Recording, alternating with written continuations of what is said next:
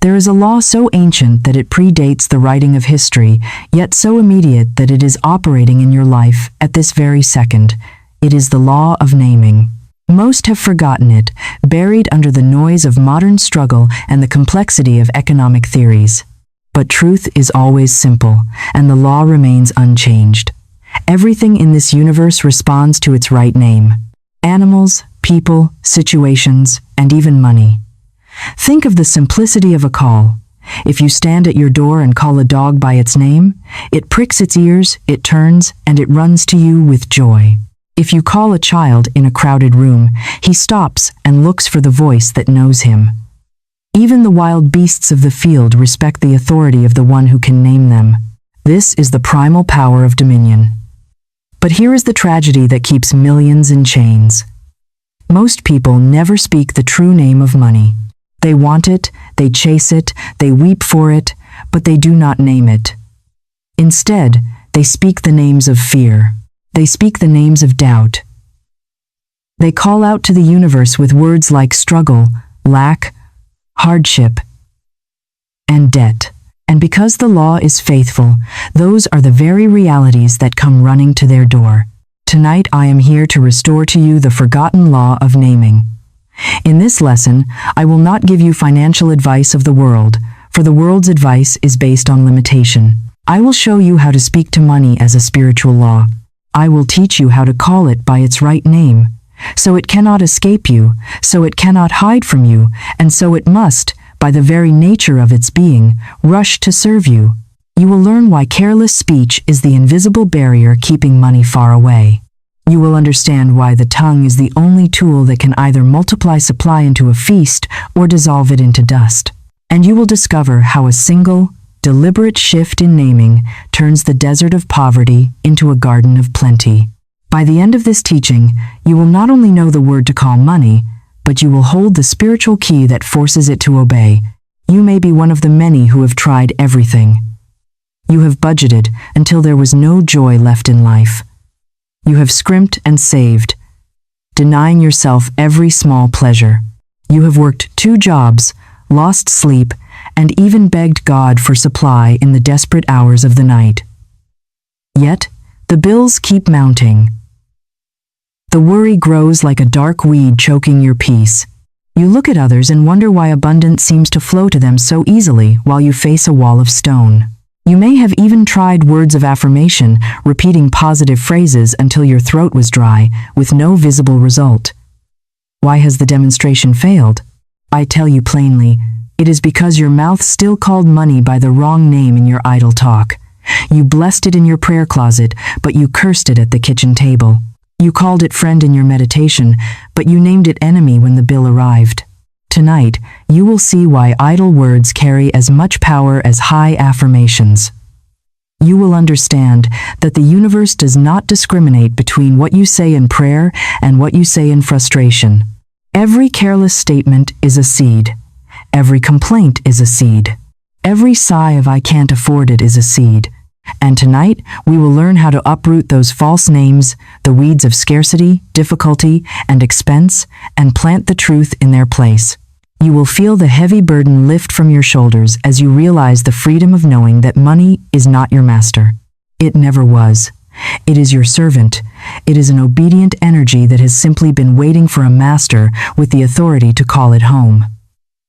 In this teaching, I will uncover the forgotten law of naming in its fullness. We will explore why words attach a specific vibration to money, making it either heavy and slow or light and swift. We will look into the mechanics of the subconscious mind and see how it repeats whatever name you give it until that name becomes your reality. I will show you the declarations that drew money into my students' hands, sometimes in days, sometimes in hours, not through magic, but through law. And I will give you the exact phrasing to write, to speak, and to guard upon your tongue. We will expose the false names that bind money away from you, and we will replace them with the royal names of the kingdom. Stay with me, for at the end of this lesson, I will reveal the single phrase that dissolves debt like smoke. A phrase so bold that most fear to say it, but once spoken with conviction, it changes the entire landscape of your affairs. Here is something most people completely miss. though it is as plain as the sunrise and as old as the scriptures. Everything in this universe responds to its name. From the stars in the heavens to the cells in your body, all creation is listening for the command of the word. Do you think money is any different? Do you think it is exempt from the spiritual laws that govern the cosmos? It is not. Money is not dead matter. It is not cold, metal, or dry paper to be hoarded in fear. It is energy. It is vibration. It is divine substance clothed in form for your use. And when you call it by its right name, it must answer. It has no choice, but consider how you have been speaking to it. Most people call money by false names without even realizing it. They call it scarcity, they call it expense, they call it burden, they call it difficulty. When you say money is tight, you have named it tightness, and it contracts. When you say money flies out the window, you have named it fleeting, and it grows wings. And then you wonder why it hides. For the law is simple and mercifully exact. By thy words thou shalt be justified, and by thy words thou shalt be condemned. If you condemn money with your tongue by complaining about it, fearing it, or resenting it, it will withdraw from you. It will find a home where it is welcomed, appreciated, and named rightly. If you justify money by naming it rightly as God's supply, as a divine idea, as a helpful servant, it will come at your call. Why is this so? Because your word is the connecting link between the invisible warehouse of God and the visible manifestation in your life. The subconscious mind is the medium. It is like a sensitive photographic plate recording every word you speak, every phrase you repeat, every label you attach. It does not argue with you. It does not reason or try to save you from your own ignorance. It does not say, she was only joking about being broke. It simply records. And what it records, it plays back in form. One student of mine, tired of managing her home, often said in jest, "I wish I lived in a trunk." She laughed, her friends laughed, but the subconscious did not laugh. It wrote the record. It took her at her word. And soon enough, through a series of events, her home was gone, her possessions were swept away, and she found herself with nothing but a trunk. Do you see the terrifying and wonderful power of naming? What you name, you claim. What you call, you recall. Every word is a seed, and every seed must bear fruit after its kind. You cannot plant a seed of thistles and pray for a harvest of roses. You cannot plant names of poverty and pray for a harvest of wealth. Now imagine what happens when you attach the wrong names to money day after day, year after year.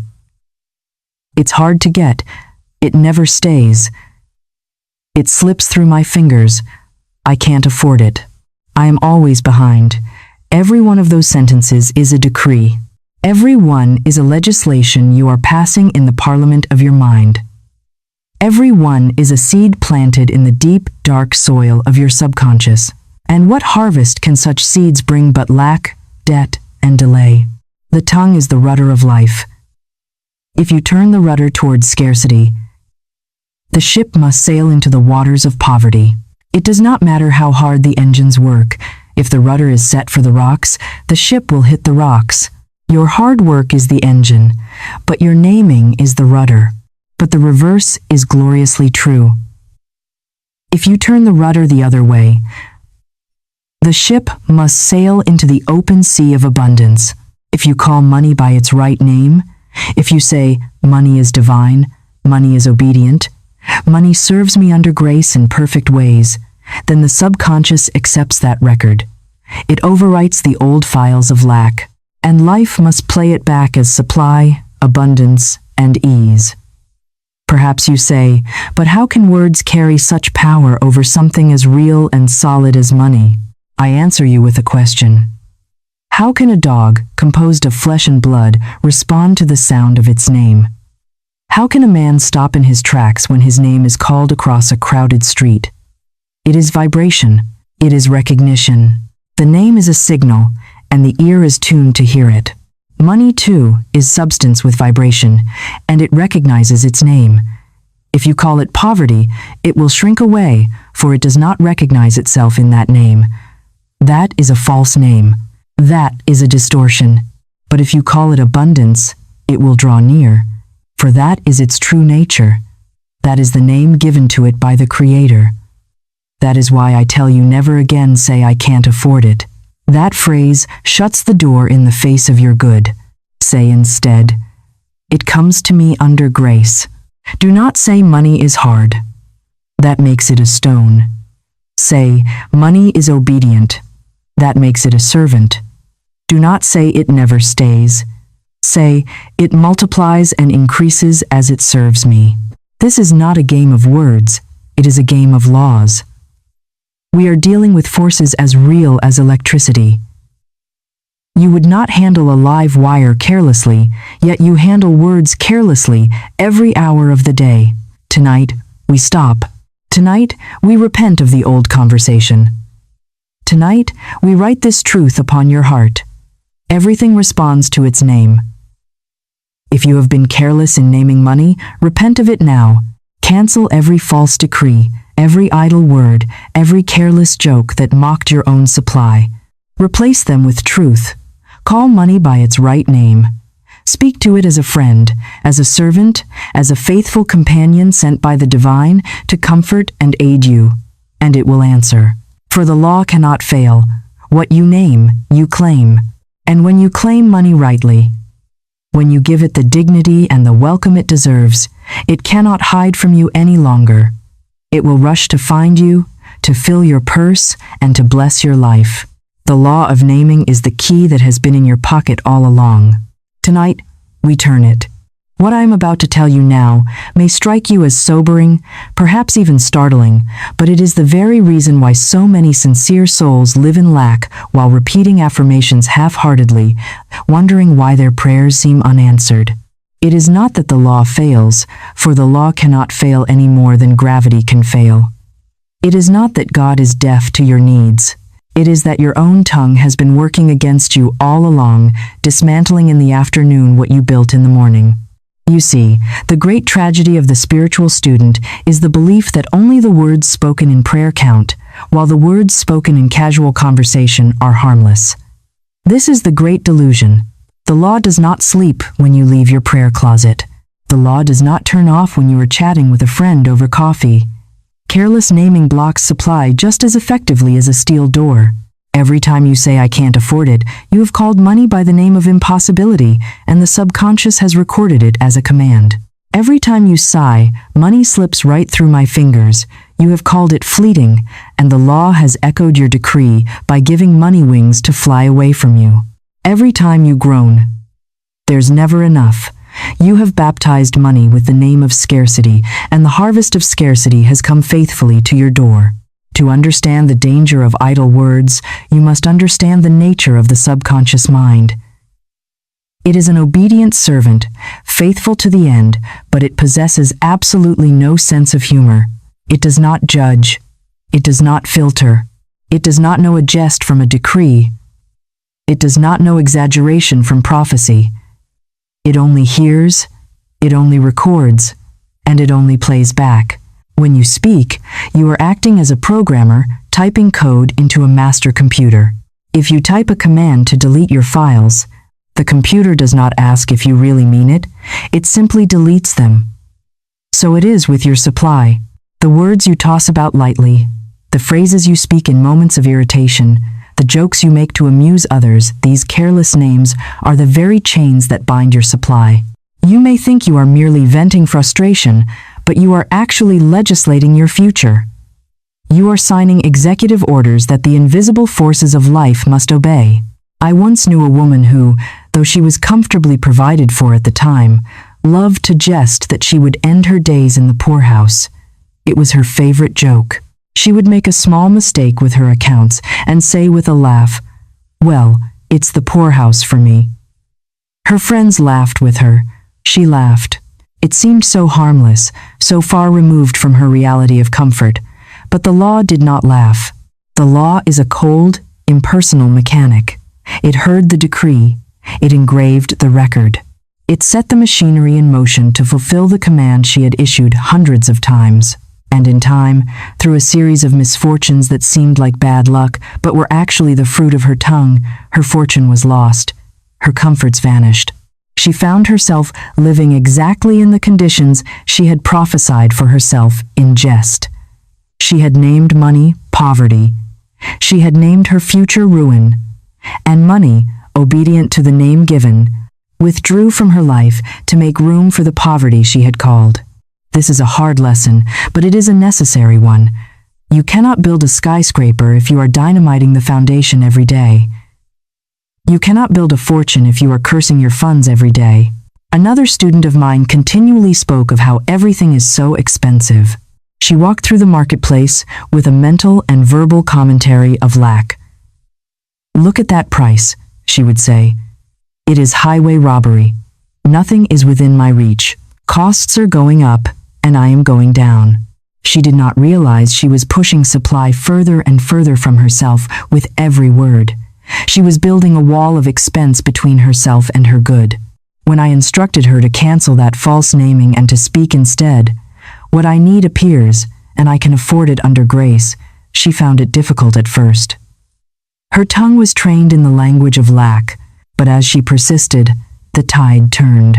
Soon she found herself supplied in unexpected ways, receiving gifts and opportunities she had never imagined simply because she had renamed money. She stopped calling it expensive and started calling it provided. Do you see now why I say careless naming blocks supply? The law does not discriminate between deliberate affirmations and idle chatter. Both are seeds, and both must bear fruit. If you speak truth for 5 minutes in the morning during your meditation, declaring I am abundant, and then speak falsehood for the other 23 hours and 55 minutes of the day, complaining about bills and fearing the future, which seed will outnumber the other? Which harvest will fill your fields? It is a matter of sheer volume. The weight of your idle words is crushing the tender shoot of your affirmations. That is why the scriptures warn with such severity that every idle word must be accounted for. Idle here does not mean lazy, it means non-productive or useless. Yet in the spiritual realm, these words are highly productive, they produce weeds. There are no harmless words. Every name you give money either calls it into your hand or drives it away. We must look deeper into the psychology of this self-sabotage. Why do we speak these words? Often, it is a habit formed in childhood. We heard our parents say, "Money doesn't grow on trees," so we repeat it. We heard our neighbors complain about the cost of living, so we join in to belong. We use poverty speech as a way to bond with others, to show that we are humble or realistic. But I tell you, there is nothing humble about denying your divine inheritance, and there is nothing realistic about starving in the midst of God's plenty. When you join in a chorus of complaint about the economy, you are signing a contract to participate in that lack. You are agreeing to be poor. You must dare to be different. You must dare to keep your mouth shut when others are prophesying doom. You must dare to speak of abundance when the world speaks of recession. Perhaps you ask, but how can I change when I have been careless for so long?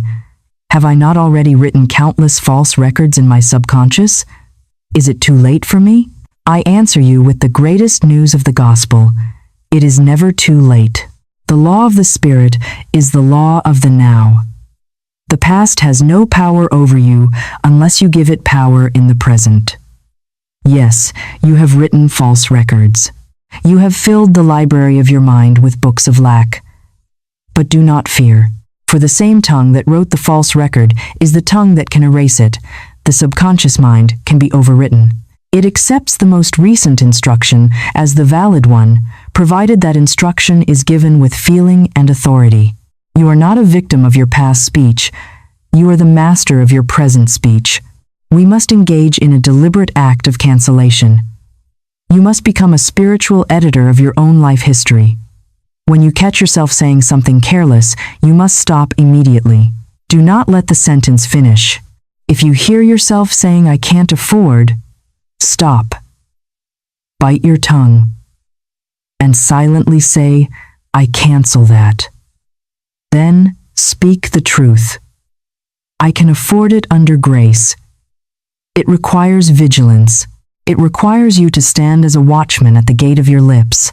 But the reward is a life of freedom. To help you begin this process of erasure, I want to give you a decree of demolition, a statement so powerful it shatters the old patterns like a hammer striking glass. Declare with me now, and let these words vibrate in your chest. I now smash and demolish every untrue record of poverty, lack, and debt in my subconscious mind.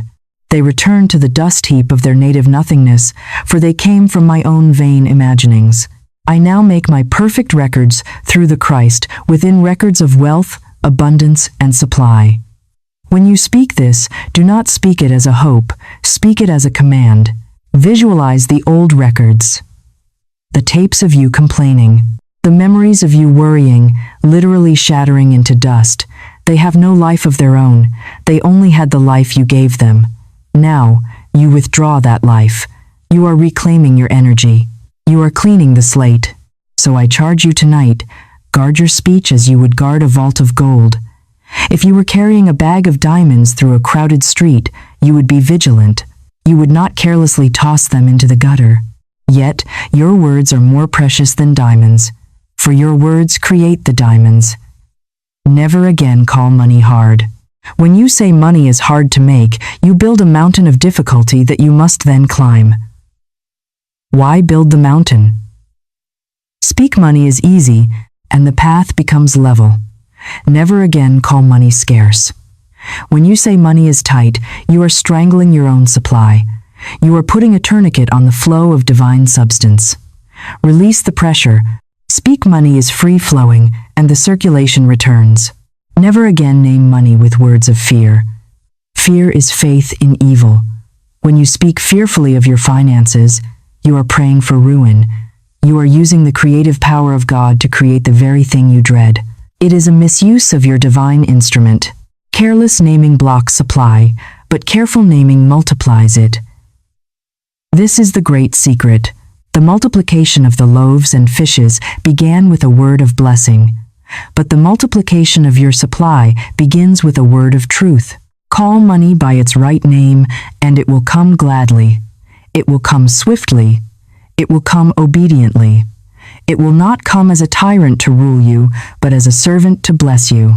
Let us address the humorous self-sabotage once more, for this is where the devil of lack hides in plain sight. Many of you think that if you smile while you say I'm broke, it doesn't count. You think that if you make a meme about being poor, it is just social commentary. But the subconscious mind is not on social media. It is in the engine room of creation. It receives the impression of broke and stamps it onto your future. It receives the impression of struggle and weaves it into your tomorrow. You must stop finding humor in your own degradation. There is nothing funny about lack. Lack is a lie. Do not laugh at the lie, reject it. If you must joke, joke about how abundance is chasing you down. Joke about how you have too many blessings to count. Let your humor align with the truth of God's opulence, not the illusion of man's limitation. By guarding your tongue, you are not losing your freedom of speech, you are gaining your freedom of manifestation. You are taking control of the rudder. You are steering the ship away from the rocks of I can't and into the harbor of I have. It is a discipline, yes, but it is the discipline of the king who knows that his word is law. You are that king. You are that queen. Your domain is your life, and your decrees determine the boundaries of your kingdom. Do not let idle words shrink your borders. Speak widely, speak boldly, speak richly, and watch as the borders of your life expand to encompass the fullness of God's supply. Now, beloved, having exposed the danger of careless speech, let me show you the glorious reversal, the divine antidote to all the naming that has shut doors and barred windows in your life. It is not enough to simply stop speaking evil. You must begin to actively speak the good. For if false words bind, then true words must free. If wrong names push supply away, then the right name draws it swiftly to your hand. The law of the universe is never partial, and it is never prejudiced. It works in both directions with equal force and mathematical exactitude. The same key that locks the door is the same key that unlocks it. You simply have to turn it in the other direction. The tongue that condemns is the tongue that justifies. The word that shuts is the word that opens. And this is why I tell you with absolute certainty that the right name opens the channel. When you speak rightly of money, the way is cleared. The mental pipes that were clogged with the rust of fear are unblocked. The floodgates of your good swing wide. Speak wrongly, and you stand in your own way, a self-imposed obstacle to the river of life. The key to your freedom is not toil, not bargaining, not luck, and not chance. It is naming. To understand how this channel works, imagine your life as a great irrigation system connected to an infinite reservoir. The water is always there. The pressure is always high. God does not withhold the water, but your words are the valves. Every time you say, "I can't," you twist the valve shut. Every time you say, "It is too hard," you weld the valve closed. But the moment you speak the right name, the moment you declare, "God is my supply," you spin that valve open. The water does not have to be created, it only has to be released. This is the great secret of demonstration. We are not creators of supply, we are releasers of supply. And the release mechanism is the specific name you give to the energy you desire. I recall a woman who came to me burdened by a debt that hung over her like a dark cloud. She was wearied by struggle, sleepless from worry, and her face bore the lines of a person who felt hunted by her obligations. She confessed that her daily speech was filled with phrases of despair. She would say, "I'm always behind. The wolf is at the door. There is never enough. Money runs from me like water." I listened to her, and I saw the problem immediately. It was not the economy, it was her conversation. I told her, "You are naming money as your enemy. You are naming it as a tyrant that persecutes you, and money, being the obedient servant that it is, must answer to the name you give it. You have called it a tyrant, so it is treating you like a slave. Reverse your naming, and you will reverse your condition."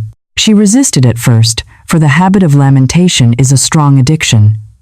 She felt that by complaining, she was merely stating the facts, but I told her, "You are not stating facts, you are creating them. You must stop telling the story of the broken victim." I gave her a new name for her money. I told her to declare, "Money is divine. Money comes to me under grace in perfect ways. Money serves me and multiplies as it blesses." I instructed her to treat every bill not as a debt, but as a receipt of God's bounty, and to pay it even mentally with a word of blessing. She began this practice. At first, she said the words through gritted teeth, without feeling, but she persisted. She forced her tongue to speak the new name. Within weeks, a great change took place in her atmosphere. The tension left her face. She stopped waking up in the middle of the night. And then, the outer world responded to the inner shift. She received not only the funds to clear her immediate debt through an unexpected bonus, but also unexpected gifts from family members that lifted her into freedom. The law had not changed. Gravity and mathematics were the same. But her naming had changed. She stopped calling money the enemy and started calling it the servant. And because she treated it with dignity in her speech, it came to her with dignity in her life. So I ask you, what name will you now give to money? Will you keep calling it scarce, elusive, difficult, rebellious? Or will you call it divine, obedient, plentiful, ever-present? The world scoffs at such things, for they think words are empty air, mere sounds that vanish into nothingness. But I tell you, words are substance. Words are vibration. Words are seeds wrapped in the energy of intent. Just as a farmer knows that wheat seed brings wheat and thistle seed brings thistles, so must you know that words of lack bring lack, and words of plenty bring plenty. If you want wheat, you cannot plant weeds. If you want money, you cannot plant poverty. You cannot spend your day discussing how expensive life is and expect to receive the bounty of heaven. The vibration of the conversation must match the vibration of the demonstration. You must align your tongue with your desire. The right name is the seed of the right harvest. When you name money obedient, you are commanding it to behave. You are taking your dominion. Most people are afraid of money. They act as if it is a wild beast they cannot control. But when you name it obedient, you put the leash in your hand. You remind the energy that you are the master and it is the instrument. Perhaps you wonder, but what if I speak rightly and see no change at first? What if I call it abundance and the mailbox is still empty? Do not be discouraged. This is the testing of your faith. Seeds do not sprout in a day. The ground may look barren for a week while the root is pushing down deep in the dark. Records long engraved in the subconscious. Take time to erase. Think of your subconscious mind as a vinyl record. For years, you have scratched a deep groove of poverty into it. The needle of your life has been stuck in that groove, playing the same sad song of lack over and over. Now, you are lifting the needle. You are trying to cut a new groove. At first, the needle wants to slip back into the old, deep rut. It is familiar, but every time you speak the right name, you are cutting the new groove a little deeper.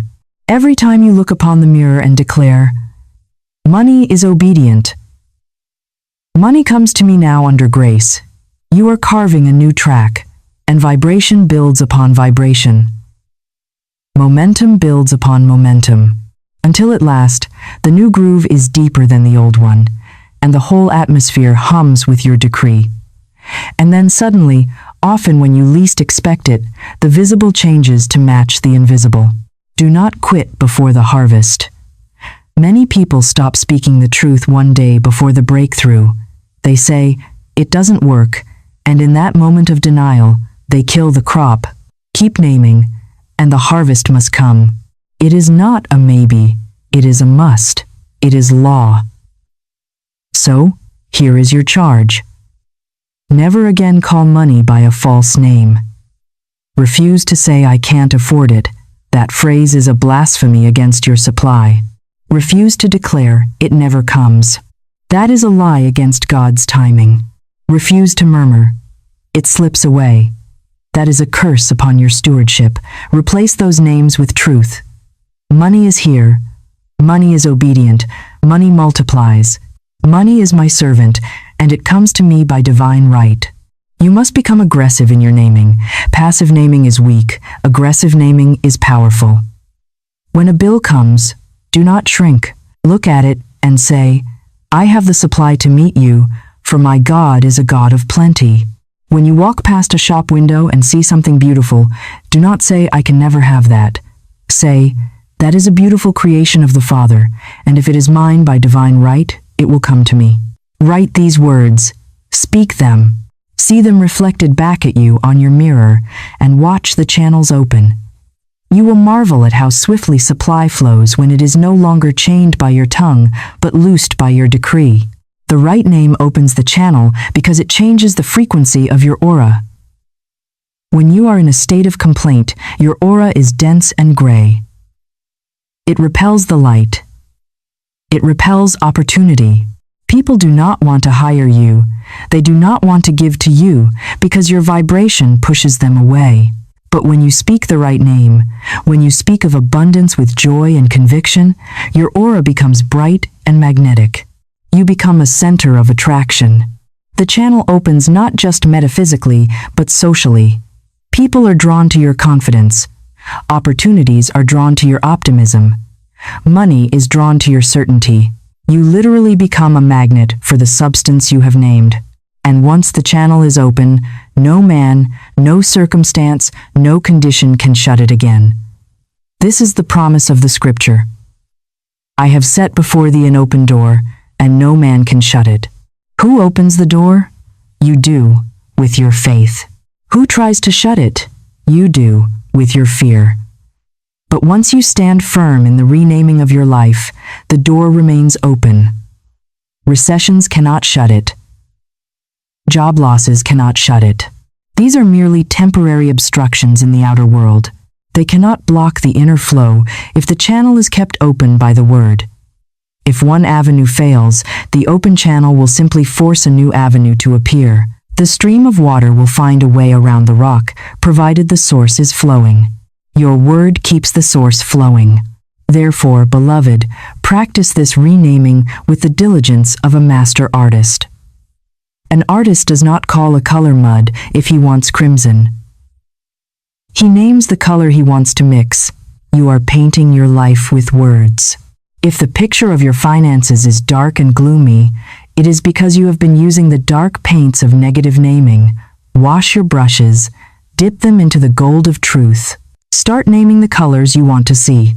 This situation is turning into a blessing. This account is filling with plenty. This debt is dissolving under grace. As you speak these names, you apply the color, and layer by layer, word by word, the picture changes, the channel opens, the water flows, and the garden of your life, once dry and withered, begins to bloom with the rich red roses of abundance. This is the forgotten law. It is forgotten no more. You now hold the secret. The name is the key. The tongue is the hand that turns it. Open the door, open the channel, and let the King of Glory, the Lord of Abundance, come in to sup with you. For the right name is the invitation that God has been waiting for. Before we uncover the subtle trap of debt and the dangerous habit of jesting that ruins so many lives, I invite you to make a conscious decision right now. You are learning to name your money, but you must also name yourself. Name yourself a student of abundance. If you are ready to stop begging and start commanding, press the subscribe button below. Think of it not just as a click, but as a physical signal to the universe that you are aligning with these higher laws. Turn on the notification bell so you never miss a lesson on your divine inheritance. We are building a community of masters here. Join us. And now, let us expose the hidden trap that keeps you bound. Here is something most people never realize until it has already chained them hand and foot, and it is the hidden architecture of their own financial prison. Debt is not first written in ledgers or signed on paper contracts. Debt is spoken into existence by the tongue long before it manifests as a red line in a bank account. We tend to think of debt as a mathematical problem, a simple issue of earnings minus expenses, but I tell you, it is a spiritual problem rooted in the misuse of the word.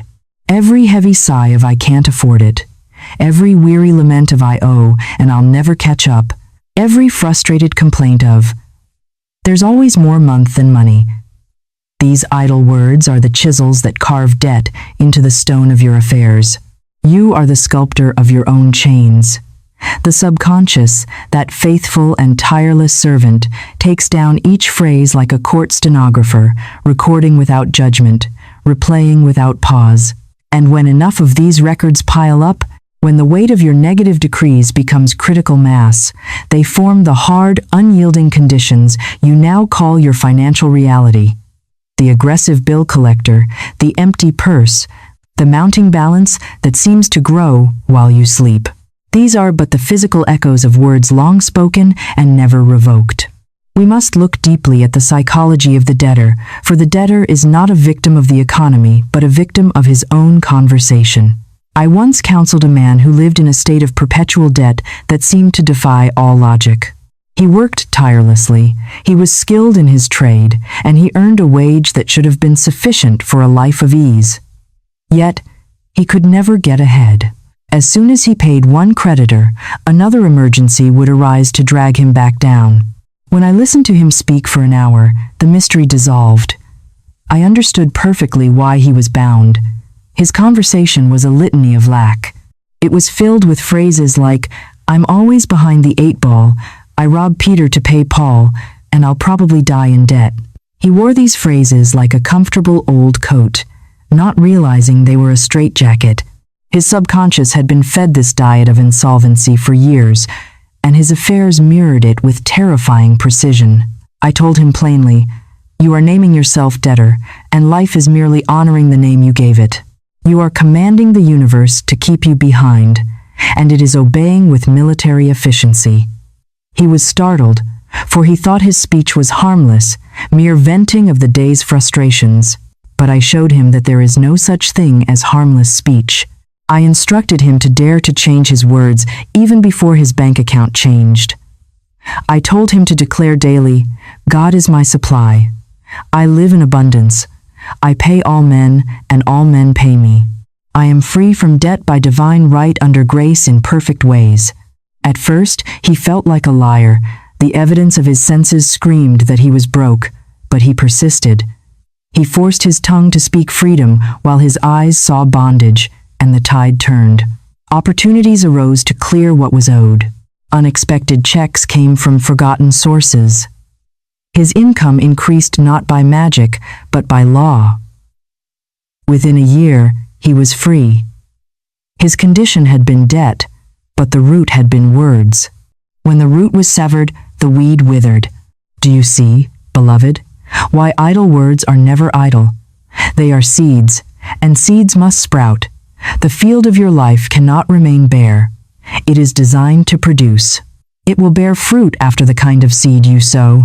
If you sow lack through your conversation, you will reap lack in your experience. If you sow debt through your complaints, you will reap debt in your mail. If you sow abundance through your decrees, you will reap abundance in your life. The farmer who plants thorns cannot protest when his field pierces his feet. The man who sows idle words of poverty cannot complain when his affairs bleed him dry. The harvest is only the echo of the seed. You must stop identifying as a person who owes. You must start identifying as a person who pays. The affirmation, I pay all men, and all men pay me, sets up a vibration of circulation. It removes the stagnation of debt and replaces it with the flow of commerce. It tells the subconscious that you are a center of divine distribution, and money rushes to the center that distributes. Now we must move to a trap even more subtle, one that has ruined more demonstrations than open disbelief because it wears the mask of harmlessness. It is the trap of jesting. While many guard themselves against outright fear, they let their tongue wander in jest, speaking lightly of lack, joking about ruin, laughing at poverty, as though the subconscious could be tricked by a chuckle. But the subconscious does not laugh, beloved. It is a machine of execution. It does not possess a sense of irony. It does not understand sarcasm. It does not know a jest from a decree. It only hears the vibration, records the phrase, and plays it back in form. A joke of poverty carries the same creative weight as a prophecy of poverty. A careless jest becomes a careless harvest. Many souls who think themselves faithful students of the law are still bound, not by their serious declarations, but by their playful ones. They pray for wealth in the morning, and then at lunch, they joke, I'm so broke I can't pay attention. They laugh, their friends laugh, and the energy feels light. But the vibration is heavy. The subconscious strips away the laughter and hears only I am broke. And it sets about ensuring that this statement remains true. I once knew a woman who lived in comfort, a woman of means who had no objective reason to fear, but she had a peculiar habit of humor. She constantly amused her friends by saying, I suppose I'll end in the poorhouse yet. It was her signature line. She laughed, they laughed, but life did not laugh. Life listened. The record was cut in the deep grooves of her mind. Years later, through a series of unlikely tragedies and poor decisions, her fortune dwindled. Her comforts vanished, one by one. And in the end, she found herself living exactly in the destitute conditions she had prophesied for herself in jest decades earlier. She had spoken her own prophecy under the mask of humor, and the law had fulfilled it to the letter. She had invited the poorhouse to her table, and it came to stay. Another student often exclaimed, I'm so broke, it's a joke. Her friends took it lightly, but her affairs grew ever tighter until she finally came to me weary with lack. I told her, stop calling poverty a joke. Poverty is not a joke. It is a disease. Name money rightly. Call it abundant. Call it obedient. Call it yours by divine right. When she obeyed, when she struck those false phrases from her tongue, the tide began to turn. The joke lost its power because it was no longer spoken. You see, jesting is often more dangerous than deliberate confession because it slips past your guard. You would not dare to say with solemnity, I will end in poverty. Your conscious mind would reject that. It would say, no, I do not want that. But when you wrap it in a joke, the conscious mind lowers its shield. It lets the thought pass through the gates because it thinks, This is just fun. But the subconscious, ever faithful, makes no distinction. It engraves the decree and brings it into form. The law is no respecter of persons, it is no respecter of tone. Whether you laugh or weep, whether you speak in earnest or in play, the vibration is recorded and must return. That is why the scriptures warn us with such severity that every idle word must be accounted for. Even the lightest jest is not idle in spirit. So I tell you plainly, never jest with lack. Do not call yourself broke even in play. Do not exaggerate your burdens for humor's sake. Do not weave poverty into your jokes or sprinkle despair into your laughter. Do not bond with others over how hard life is. This is a common social ritual, the sharing of misery. Oh, gas prices are so high, I'll have to walk. Oh, the rent is so high, I'll have to live in a box. You think you are just making conversation, but you are making your future. You are agreeing with the collective consciousness of lack. You are signing a contract with scarcity. For jesting that binds is jesting that plants seeds you do not wish to harvest. Replace it with joy rooted in truth. Does this mean you must be grim and serious? No, joy is the highest vibration. But let your joy be born of abundance, not lack. If you must jest, jest with abundance. Say, I'm so supplied that even my shadow multiplies coins. Say, money rushes to me so quickly I must laugh to keep up. Say, I have so much good coming to me, I need a bigger mailbox. Let your humor be in harmony with truth, and it will plant only good. Guard your lips, beloved, for every word is law, whether whispered in sorrow or shouted in jest.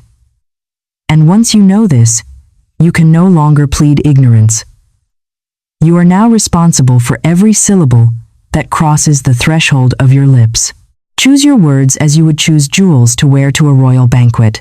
You would not wear rusted iron, you would wear gold. Do not throw your words away for a laugh that costs you dearly. Speak with joy, yes, but joy rooted in truth, not mockery of your own abundance. And you will find that laughter, instead of binding you, becomes liberating because it is aligned with law. You will find that when you stop joking about being broke, you stop being broke. The atmosphere around you changes. You begin to walk with the dignity of one who respects their own power. Furthermore, we must address the concept of spending in thought, which is a form of debt creation. How many of you spend money mentally that you do not have? Or worry about bills that have not yet arrived? This mental churning is a form of spoken debt. You are rehearsing the lack in your mind. How will I pay? What if I can't pay? This internal dialogue is just as loud to the subconscious as the spoken word. You must silence the internal debtor, just as you silence the external one. You must declare to your worrying mind, God is the source of my supply, and his bank never fails. You must refuse to mentally borrow trouble from tomorrow. The remedy for the trap of debt and jesting is the immediate application of the law of substitution. You cannot simply stop thinking about debt, you must replace it with the thought of opulence. When the thought comes, I owe, replace it immediately with, I own. When the urge comes to make a self-deprecating joke about your finances, pause, breathe, and substitute it with a declaration of gratitude.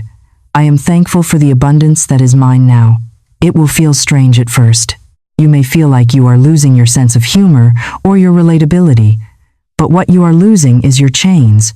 What you are gaining is your dominion. So I charge you tonight, become a watchman over your own humor. Ask yourself, is this joke expensive? Is the price of this laugh my prosperity? If the answer is yes, discard it. It is too high a price to pay. Let your speech be seasoned with salt, preserving the good and dissolving the decay of lack. Let your words be the currency of the kingdom, minting golden conditions in your life. For debt is a ghost that feeds on words, and when you starve it of its food, the complaints, the worries, the dark jokes, it must fade away into the nothingness from which it came. You are free the moment you declare it, and you remain free as long as you guard your tongue. Here, beloved, we come to one of the most marvelous and practical secrets of the subconscious mind. It is a technique so simple that the intellect may dismiss it, yet so powerful that it has rebuilt fortunes where there was only ruin. It is the reason I have told you to write the word of your supply on your mirror and not merely in a notebook tucked away in a drawer. You must understand that the mirror in your bathroom or your bedroom is not an idle piece of glass designed solely for vanity or grooming. It is a portal to the hidden chambers of your soul. It is a feedback loop to your identity. When you gaze into it, you do not simply see the physical contours of your face, you see the image of your own identity. You meet yourself, and in that meeting, a dialogue takes place that shapes your destiny. The subconscious mind, ever faithful, ever obedient, and strictly literal, accepts whatever image you hold of yourself as absolute truth. Consider your daily ritual. You stand before this glass every morning to prepare for the world. If you look into the mirror each morning and sigh, noticing the worry lines, the fatigue, the fear in your eyes, and you inwardly call yourself tired, poor, or unlucky, the subconscious writes it down. It says, "Ah, this is the image of a struggling person. I must create the conditions that match this struggle." It engraves this limitation as your law. But if instead, you hijack this daily ritual for a divine purpose, you can change the entire script of your life.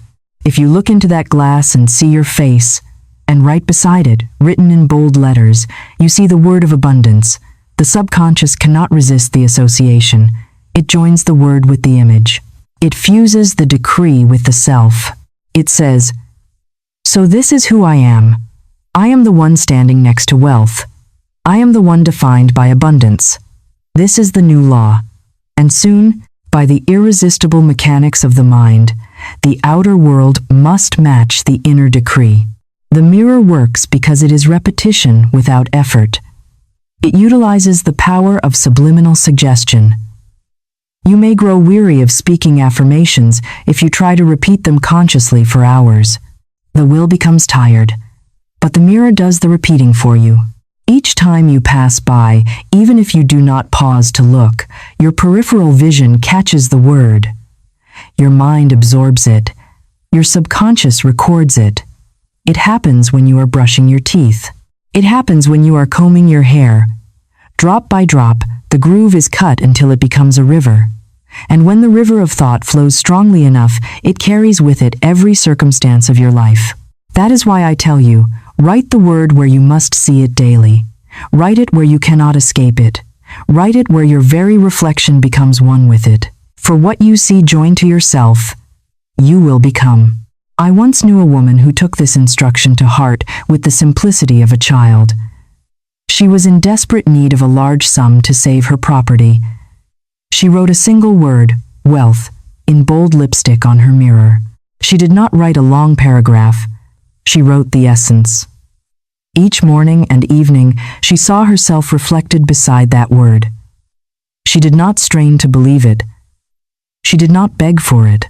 She simply let the image of her face and the word of wealth sink into her heart together. She created a visual marriage between her identity and her supply. Within a week, an unexpected check of $50,000 came into her hands, a legacy from a distant relative she had not heard from in years. The world called it chance. The world called it a lucky break. But I knew it was law. She had written wealth upon her mirror, and the subconscious had written wealth upon her life.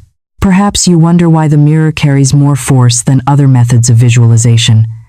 It is because the mirror unites word and image in the present moment.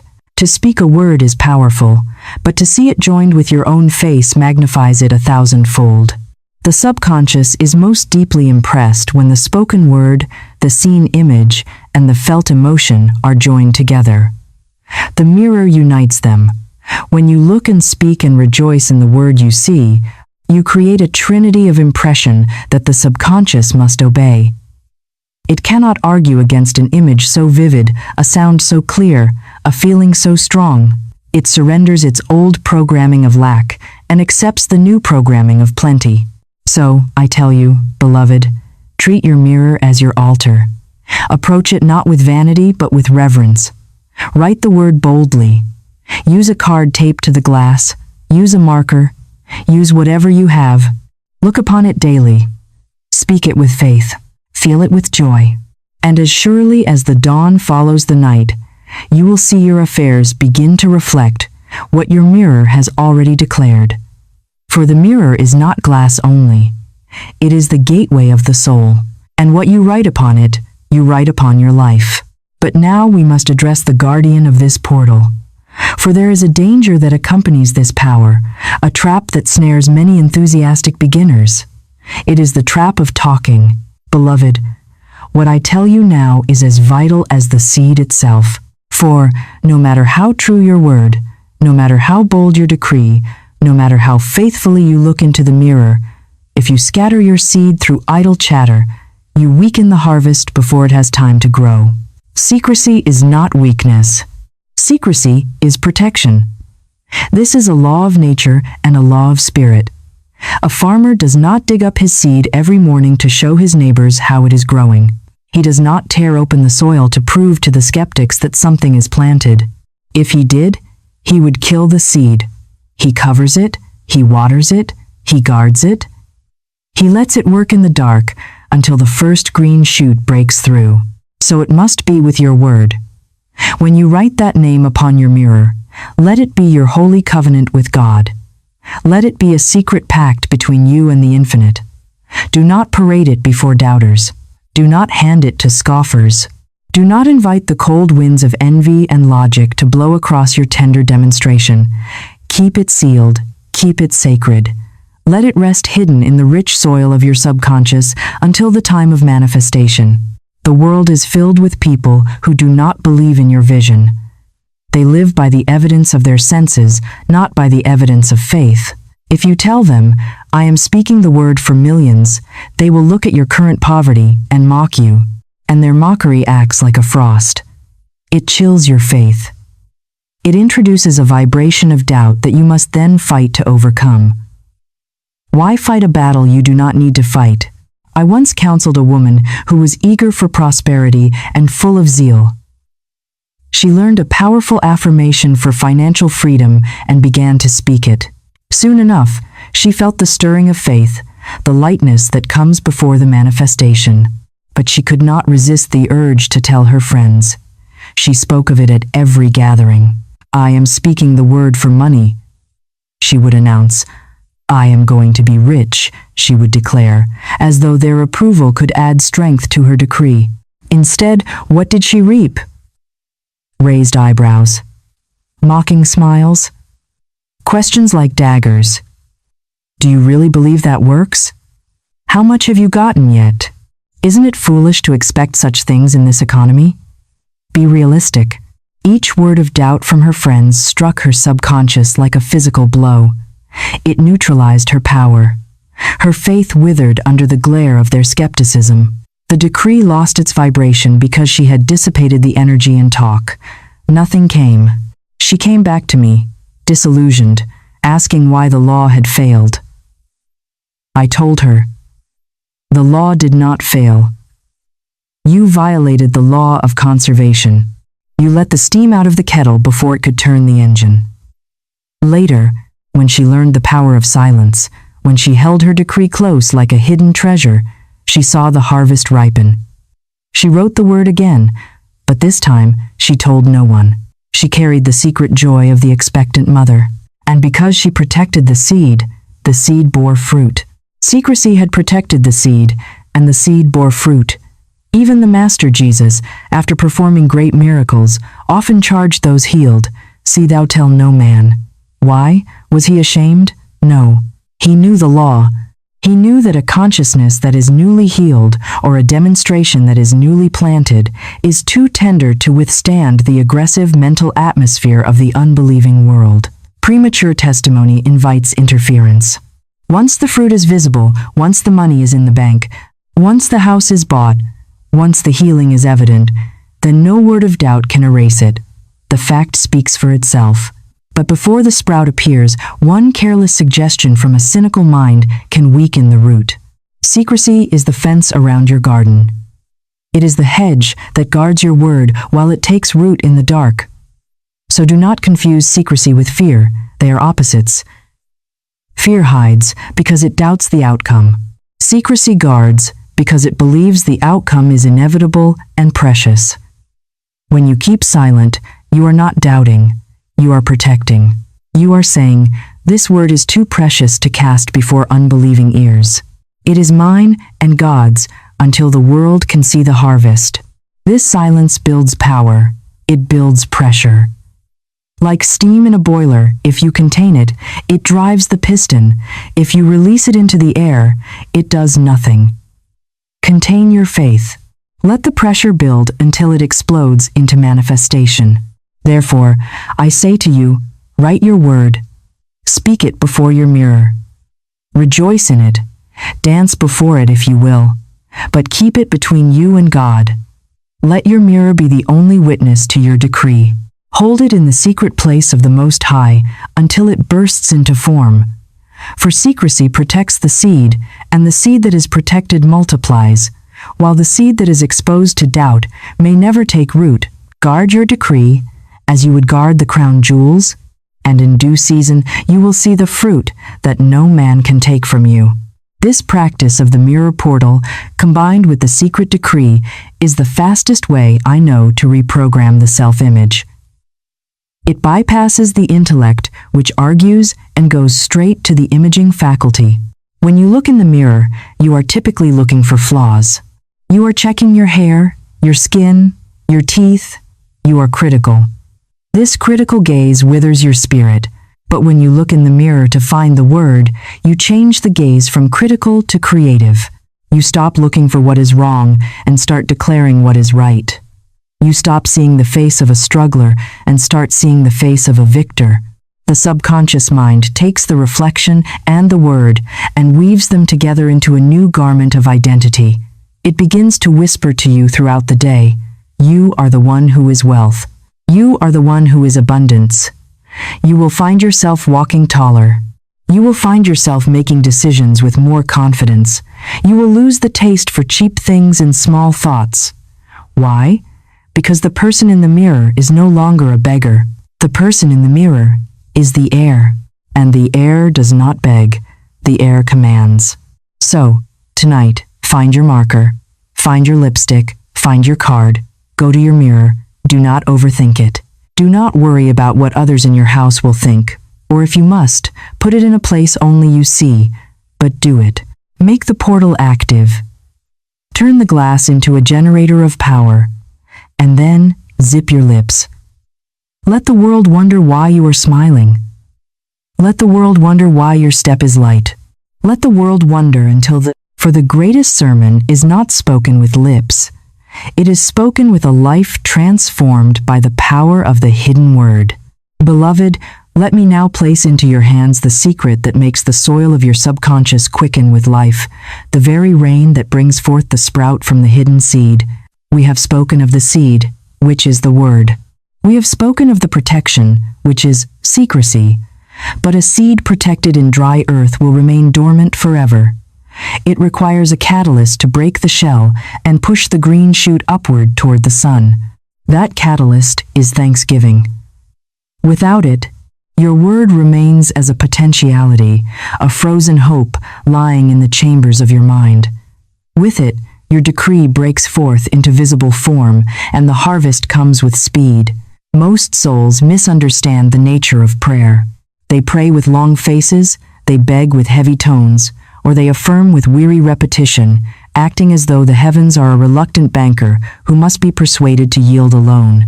But true thanksgiving is not the sigh of one who waits. It is the song of one who knows. Gratitude is the supreme spiritual logic. In the physical world, you say thank you after you receive the gift. The gift comes first, the gratitude follows. This is the law of reaction. But in the spiritual world, the law is reversed. You say thank you before the gift appears. The gratitude comes first, and the gift follows. This is the law of creation. Why? Because gratitude is the vibration of possession. When you rejoice before the evidence appears, you are declaring to the universal law, "It is already mine. I see it. I feel it. I claim it." And the law, which is obedient and unfailing, answers, so be it. The law cannot distinguish between the joy you feel for a physical object in your hand and the joy you feel for a spiritual idea in your mind. If the joy is real, the manifestation must become real to match it. I once desired a rose tree for my garden. I did not storm the heavens with pleading. I did not worry about where to find it or check the price at the nursery to see if I could afford it. I simply pictured it. I saw it tall and blooming. And then I did the most important thing. I gave thanks for it. I felt the joy of already possessing it. I walked in my garden and mentally admired it. I sent up a prayer of, "Thank you, Father, for the perfect rose tree." The very next day, a friend sent me flowers. She had ordered lilies, but by what the world would call a mistake, the florist delivered a magnificent rose tree instead. Was it a mistake? No, beloved. It was law. Gratitude had fertilized the seed, and the harvest was swift. The mistake was merely the avenue the universe used to deliver the decree. Another time, a student of mine came to me in a state of utter destitution.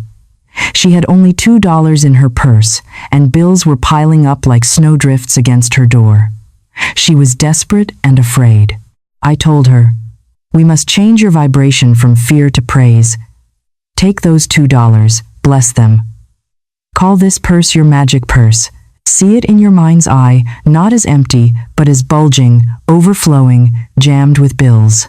Give thanks for it, as though it were already full." She looked at me with doubt, but she obeyed. She held that light, thin purse and forced herself to rejoice. She thanked God for the supply that was on its way. She blessed the $2 as the seed of millions. She changed her frequency from lack to harvest. Soon after, she received a gift of $6,000 from a source she had not even considered. Gratitude turned her $2 into thousands. Thanksgiving was the fertilizer that brought her demonstration into form. Why does Thanksgiving hold such power? Because it signals the subconscious that the work is already done. Fear says, "What if it never comes?" Fear is a question. Faith says, "I know it is mine." Faith is a statement, and thanksgiving is the sound of that statement. It is the vibration of completion. When you thank God in advance, you close the gap between desire and manifestation. You align yourself with the higher dimension where all good already exists, and you draw it down into the three-dimensional world of form. Thanksgiving is not an afterthought to the miracle. It is the creative act that triggers the miracle. It is the spark that ignites the fuel. So I say to you, never let a day pass without rejoicing in the word on your mirror. Do not wait until the money arrives to give thanks, for if you wait, you may wait forever. The waiting is the block. The waiting is the doubt. Thank God now. Stand before your mirror in the morning, smile at your reflection, point to the word wealth or abundance that you have written there and say, "I praise and thank thee that this is already true. My supply is here. My abundance is here. My prosperity is established under grace and in perfect ways." Feel the joy rise within you. It may feel artificial at first, like pumping water from a dry well. But keep pumping. Soon the water of joy will flow on its own. And when you feel that natural joy, know that your ship is coming in. For joy is the sound of the harvest ripening, and gratitude is the rain that brings it forth. Therefore, beloved, treat thanksgiving as the daily watering of your seed. Each word of praise moistens the dry soil of the subconscious. Each song of joy brings forth the sprout. Each smile of faith calls the spiritual sun upon your field. And when the season is fulfilled, you will gather sheaves not of struggle, but of grace, not of toil, but of abundance.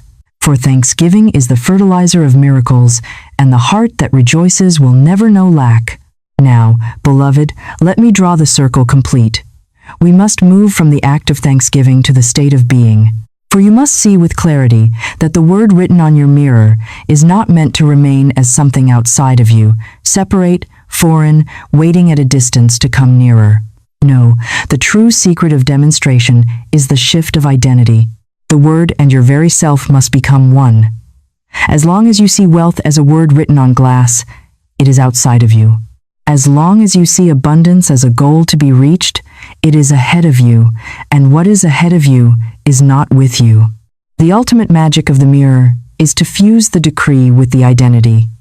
Until you see the word as your own name, until you claim it as your very nature, you will treat it as something to be chased. You will be the hunter, and it will be the prey, and the prey always runs from the hunter.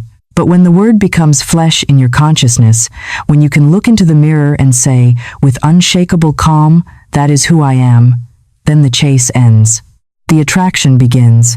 The unseen forces hasten to clothe that identity in form. For the subconscious does not resist identity, it embraces it, it magnifies it, it insists upon it. Whatever you name yourself, life will echo back to you. This is why the mirror is such a holy tool. It forces you to look upon yourself with the decree beside you. It fuses your reflection with your affirmation. You do not merely say, "Money serves me." You see yourself, your eyes, your face, your being with those words written above, and the subconscious records. This is me. This is who I am. A man who sees himself as poor will never be rich, though he toil day and night. A woman who sees herself as lacking will repel abundance, though others pour gifts at her feet. Why?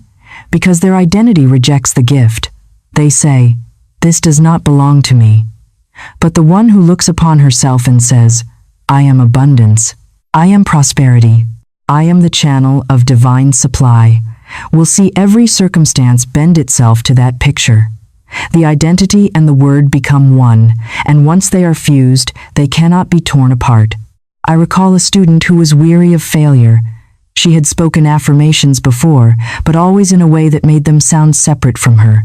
She would say, "Money will come, prosperity is near, supply is possible." Do you hear the distance in those words? Will come is future. Near is not here. Possible is not certain.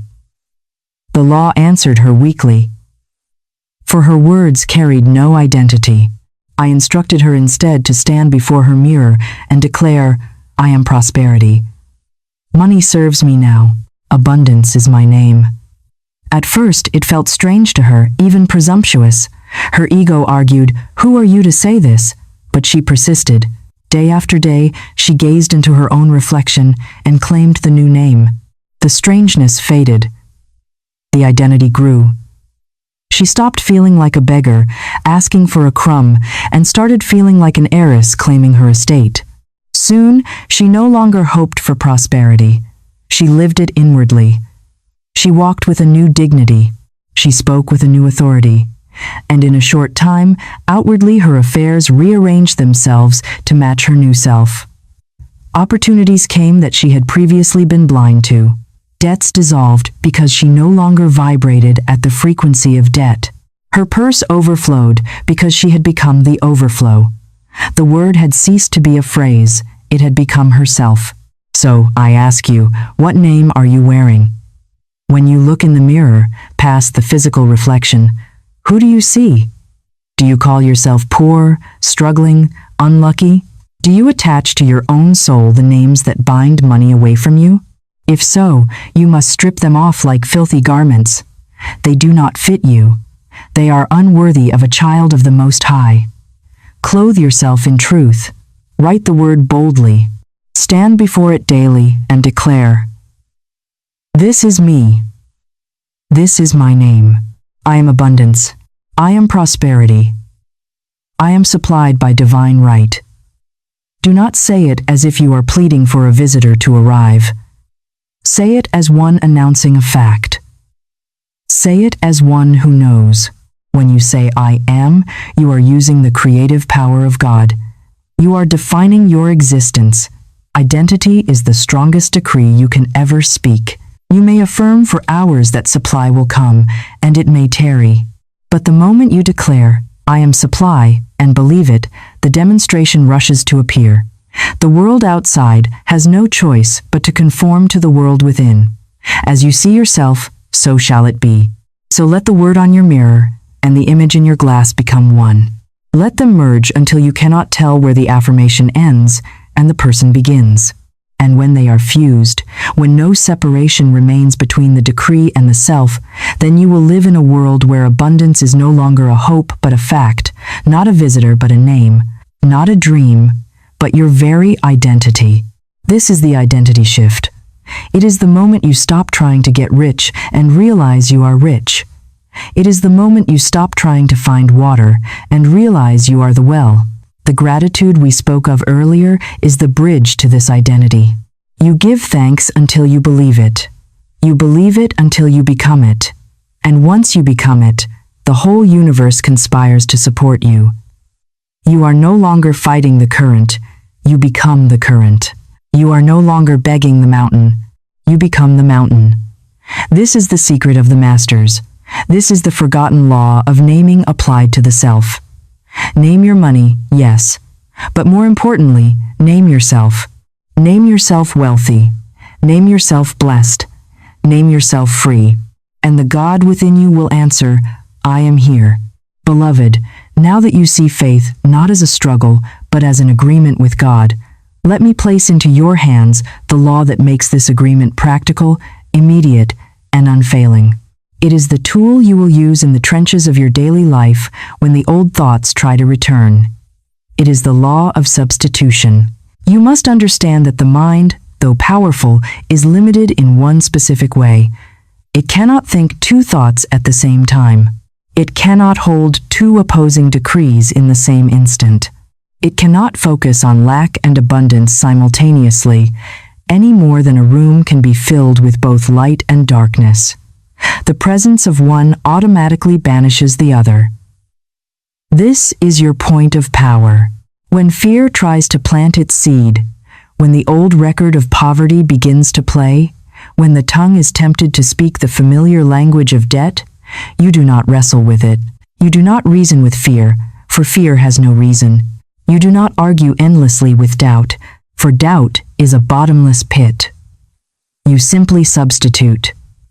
You replace the false decree with the true one, and by repetition, the true will erase the false, just as the rising sun dissolves the shadows of the night. This practice requires vigilance, but it is the master key to mental dominion. Imagine your subconscious mind as a phonograph record. For years, you have etched a deep groove of scarcity into it.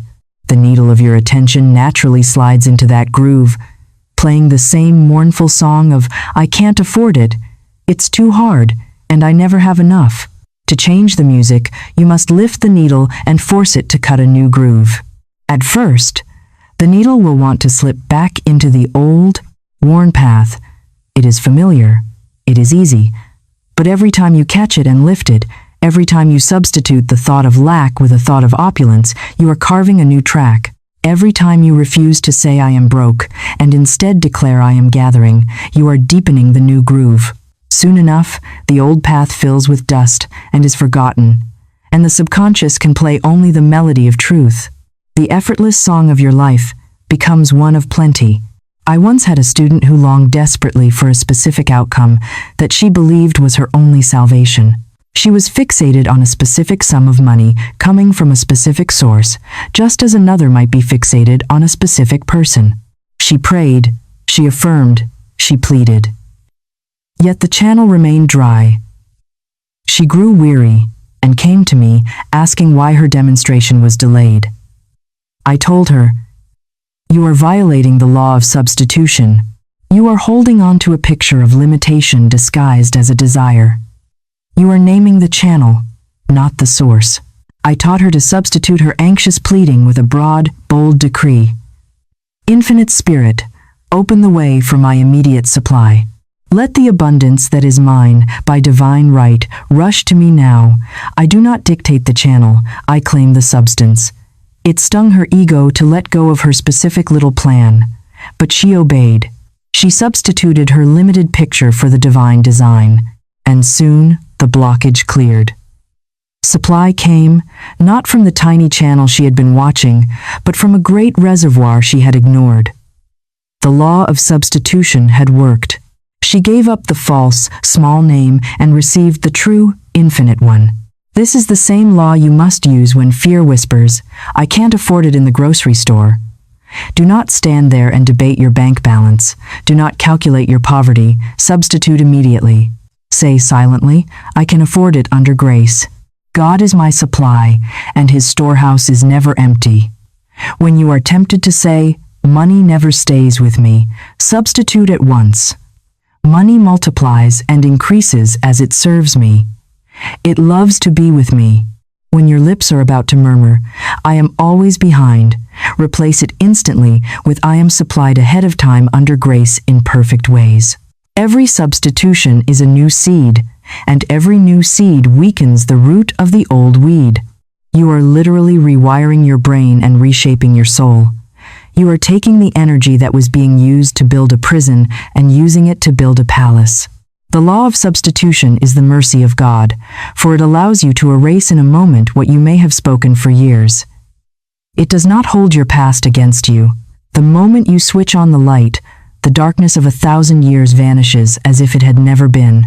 Use this law faithfully, and you will see how quickly the crooked paths are made straight.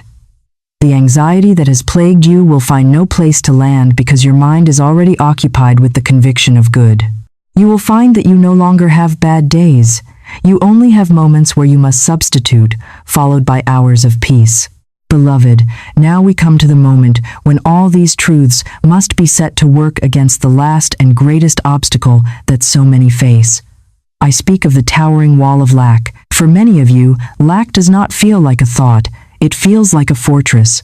It rises like the ancient city of Jericho, with stones of fear stacked upon stones of doubt, mortared together with years of false decrees, until it seems no power on earth can bring it down. You look at your debt, and it seems solid. You look at your income, and the limitation seems immovable. But I tell you, lack is not substance, it is shadow. It is a false picture built on false words. It is a hypnosis. And when the true word is spoken with faith, the wall cannot stand a moment longer. Consider the lesson of Jericho. The children of Israel did not take that city by hammer and chisel. They did not climb ladders or throw themselves against the stones in a physical assault. They understood the physics of the spirit. They circled the walls in silence, gathering their power, focusing their intent.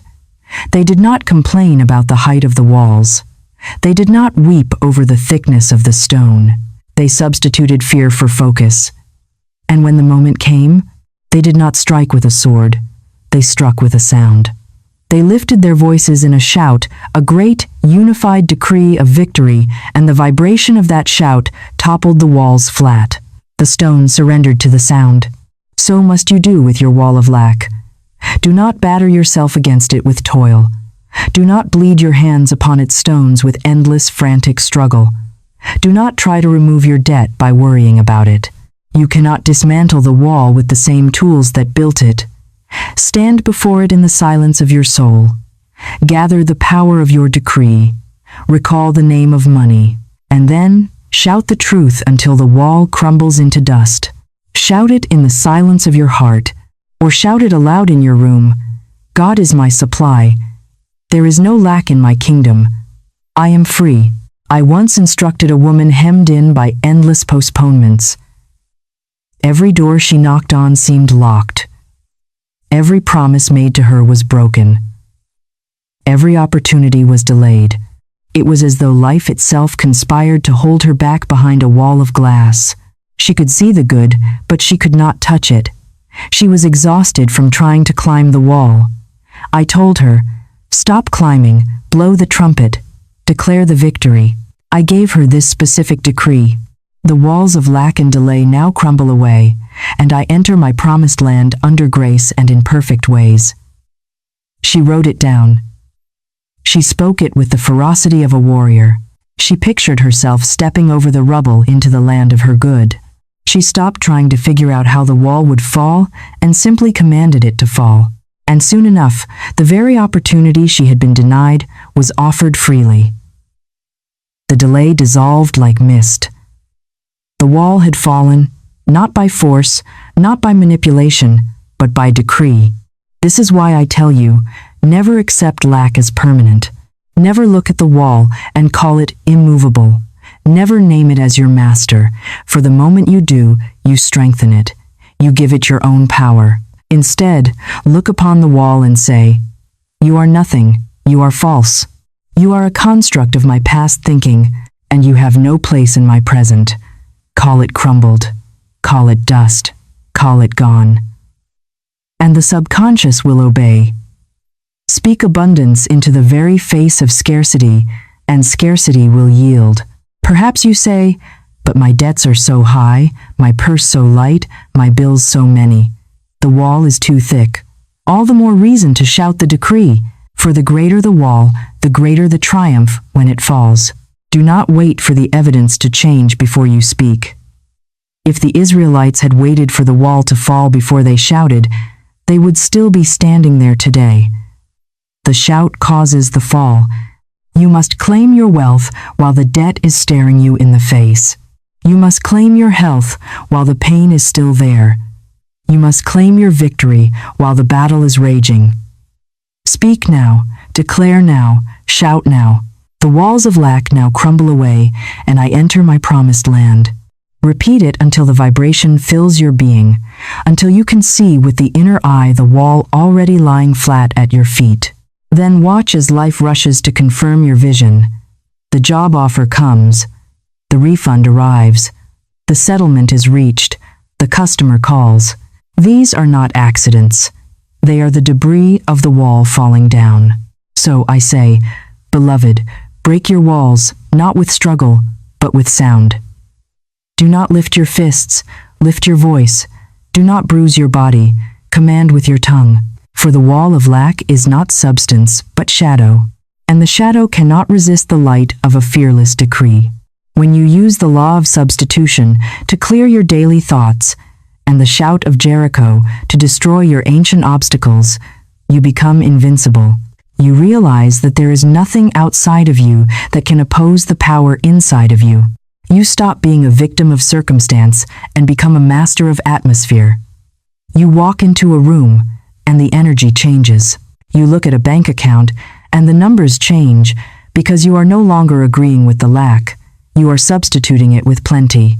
You are no longer accepting the wall. You are commanding it to fall. This is the path of the spiritual adept. It is the path of the magic purse. It is the path of the one who names.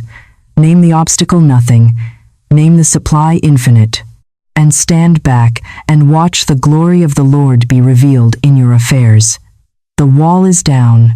The way is open. Walk through it, beloved. Once the walls of lack have crumbled and the dust of your old limitations has settled, you stand upon a threshold of immense importance. It is not enough to simply tear down barriers. You must know what to build in their place. Many souls are delivered from immediate want through a burst of faith, only to fall back again into struggle because they have never learned the structural truth of their own lives. They have never learned that money has a specific, ordained place in the divine design. If you do not assign money its rightful place, it will usurp a place that does not belong to it. It will try to sit on the throne of your life, and money makes a terrible king. It is a tyrant that demands endless sacrifice, endless worry, and endless toil. But in the divine design, money is not your master. It is not an enemy to fear, nor a god to worship. It is a servant. It is an instrument. It is a tool created by divine intelligence to express the good that is already yours. When money flows rightly, it clothes you, it feeds you, it houses you, it blesses you, and it allows you to bless others. It is the grease on the wheels of your existence. But when it is misnamed, misused, or misunderstood, it becomes a false idol that enslaves. You must understand that each soul carries within it a perfect blueprint, a divine pattern that includes not only your work, your relationships, and your health, but also your supply. Your financial freedom is not a random accident of luck. It is written into the plan of your life as surely as the oak tree is written into the acorn. It is part of your spiritual DNA. And when you call money by its right name, when you see it as divine substance flowing under grace, you align with that design. Money takes its rightful place as your obedient servant. The chaos ends, the anxiety dissolves, the endless chasing ceases, and you find yourself supplied in ways that are natural, effortless, and permanent. I once counseled a student who had been chasing money with a desperation that bordered on madness. She took jobs she hated, she clung to people she did not love, and she bent her integrity out of shape, all because she believed money was her master. She said to me, "If I do not obey the demands of money, I will perish." I looked at her and said, "You have reversed the truth. You are standing on your head. Money is not your master. You are its master. You must call it back into its place." I gave her the affirmation. Money is divine. Money is obedient. Money serves me, and it cannot enslave me. She wrote it, she spoke it, she placed it on her mirror. At first, her mind rebelled, for the old belief in money's tyranny was strong. But day by day, the new record was cut. And soon, she found herself no longer desperate, no longer enslaved. Money began to come without the crushing toil. Opportunities arose that aligned with her true gifts. She discovered the joy of being in her divine design, where money flowed as naturally as water down a stream. So I ask you now, what place have you given money in your design? Have you enthroned it as master, letting it dictate your choices, your moods, and your relationships? Or have you named it rightly, as servant, as instrument, as supply that obeys your word? Until you restore it to its rightful place, you will know no peace. But the moment you declare, money is divine, money is obedient, money serves me under grace in perfect ways, you step into alignment with the eternal blueprint. And then, beloved, money will no longer torment you. It will no longer flee from you. It will serve you joyfully, abundantly, and faithfully as part of your divine inheritance. Remember this always, money has no will of its own. It is not good or evil in itself. It is shaped by the names you give it, directed by the decrees you speak, and guided by the agreement you make. In the hands of fear, it becomes a chain. In the hands of faith, it becomes a key. Now, we must go deeper still, to the very edge where most turn back in fear, for here stands the concept of the forbidden. How many treasures have been hidden behind that word? How many souls have been held in bondage by the belief that it is wrong to command their good? The world whispers to you, do not speak of money with reverence. Do not command it. Do not name it. To do so is forbidden. It is arrogant. It is unspiritual. And so men and women, trembling under false teaching, live as beggars when they were born as heirs.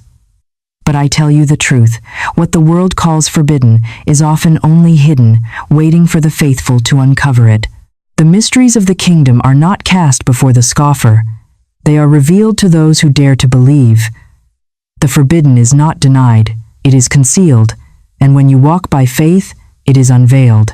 Think of the ancient story of Ali Baba and the 40 thieves. That parable is not just a tale for children, it is a metaphysical lesson. The treasure of the mountain was not yielded to brute strength. No hammer could break the rock, no army could force the door. It yielded only to the specific decree, open sesame.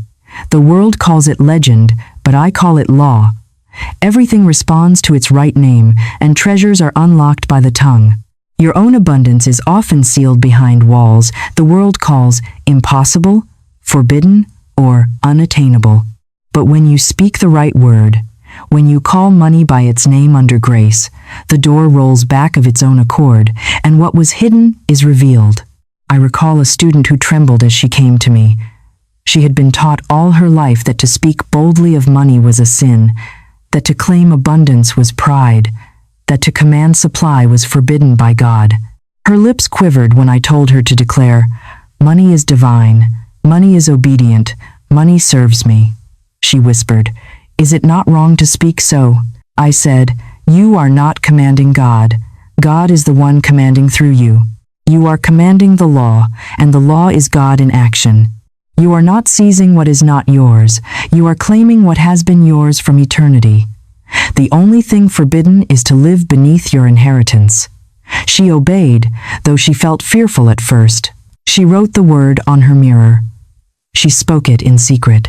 She gave thanks before seeing, and soon the very debts that had weighed her down dissolved in miraculous ways. The law had answered because she dared to live beyond the forbidden. So I ask you, what has fear forbidden you to claim? Has the world told you it is forbidden to be rich while others are poor? Has it told you it is forbidden to expect ease instead of struggle? Has it told you it is forbidden to command money instead of chasing it? These are the lies of fear, the chains of ignorance. Cast them off. For the law is no respecter of persons, and all that the Father hath is yours. The supply of God is endless, and the door is never truly shut except by the names you dare not speak. Therefore, beloved, tonight I call you to live beyond the forbidden. Write the word upon your mirror. Call money by its rightful name. Do not tremble before shadows. Do not bow before false warnings. For the treasures of the Spirit are not locked against you.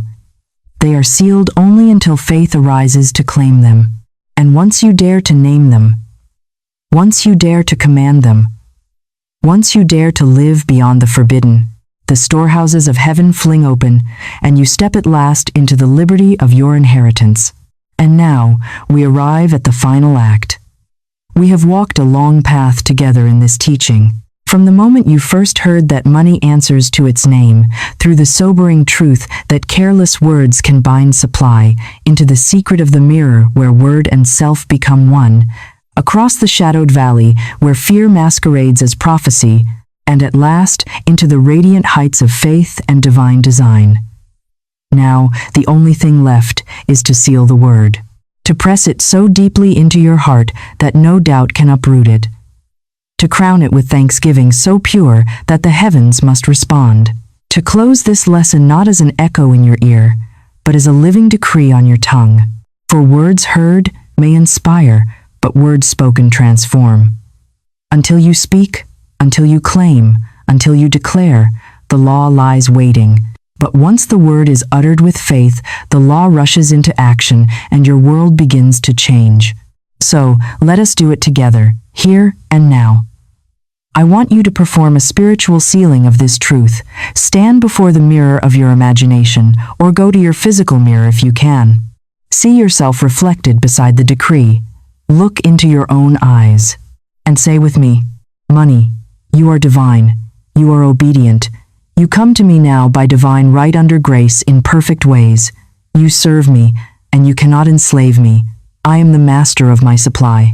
Speak it again, not as one begging, but as one commanding. Speak it not as one hoping, but as one knowing. Speak it until every fiber of your being hums with the vibration. Speak it until the subconscious records it in letters of fire. Speak it until the unseen bends itself to obey. For this is the final step, sealing the word. Without it, the seed remains loose in the wind, vulnerable to the birds of doubt.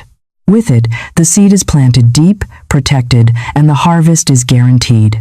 And here is my challenge to you. Do not let this teaching remain a pleasant thought, a curiosity tucked away for another day. Write the word on your mirror tonight. Do not delay. Do not discuss. Do not scatter it in chatter. Write it, guard it, bless it, and let it face you every morning and evening until it becomes your name. Look upon it and see yourself one with it.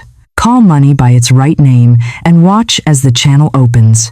The walls fall, the debts dissolve, and the supply rushes in, as though it had been waiting all along. For it has been waiting not for God, not for men, not for chance, but for your decree. And when your demonstration comes, and it will remember to testify, not in idle boasting, but as proof that the law is true. Say, I called money by its name, and it answered. For this testimony will strengthen you for the next decree and remind you that life is not a battle of struggle, but a game of words. And the player who speaks rightly always wins. And now, beloved, I leave you with one more truth to carry you forward, a hook to draw you into the next level of mastery. There is a phrase short, common, spoken by almost every tongue each day that cancels miracles as swiftly as they come. It is a forbidden phrase, not because God forbids it, but because it forbids your own good. Most people use it without knowing, and with it, they drive supply away, even as they call it. It acts as a poison to your prosperity. In my next teaching, I will reveal this forbidden phrase. The one word you must erase from your tongue forever if you wish to hold what you have called. Do not miss it. For once you know it, you will never sabotage yourself again. Until then, stand before your mirror, speak your decree, seal your word with thanksgiving, and rejoice. For money answers to its name, and the name you give it tonight will shape the harvest of your tomorrow. It is done. The decree has been sealed. The name has been spoken. But remember, beloved, the world will try to pull you back into the old language of lack. To stay awake, you need a daily reminder of who you are. Ensure you are subscribed to this channel, for this is your sanctuary of truth in a world of lies. And if you are ready to go even deeper into the laws of Florence Scovel Shinn, click the video appearing on your screen now. It is the next step in your mastery. Do not let the vibration fade. Keep naming. Keep claiming. I will see you in the overflow.